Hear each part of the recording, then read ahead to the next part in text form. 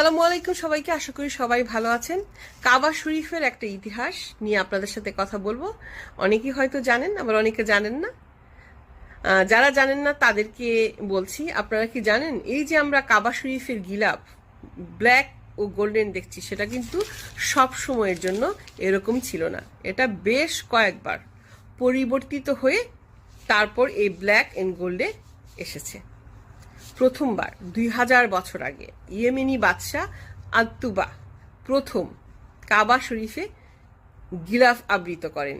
এর আগে কাবা শরীফ খালি ছিল, গিলাফ আবৃত ছিল না। পরবর্তী সময় আমাদের নবী করিম হজরত মোহাম্মদ সাল্লাল্লাহু আলাইহি সাল্লামের সময় কাবা শরীফ সাদা ও লাল ইয়েমেনি কাপড়ে আবৃত করা হয়। খলিফাদের সময়ে মানে হজরত আবু বকর ও হজরত উমর রাদিয়াল্লাহু আনহুর সময় এই কাবা শরীফ সাদা ও সোনালী রঙে আবৃত করা হয়। আবদুল্লাহ বিন জুবায়ের তার আমলে কাবা শরীফ লাল সিল্ক কাপড়ে আবৃত করা হয়। পরবর্তী সময়ে 400 বছর পরে সেলজুকের সুলতান তিনি হলুদ সিল্কে কাবা আবৃত করেন।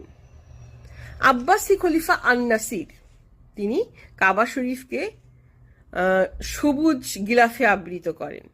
এরপর বহু বছর চলে যায়, আখেরি জামানা আসে। 800 বছর আগে কাবা শরীফ ব্ল্যাক অ্যান্ড গোল্ডেন মানে কালো ও সোনালী রঙের গিলাফে আবৃত করা হয়, যা এখন পর্যন্ত আমরা দেখছি।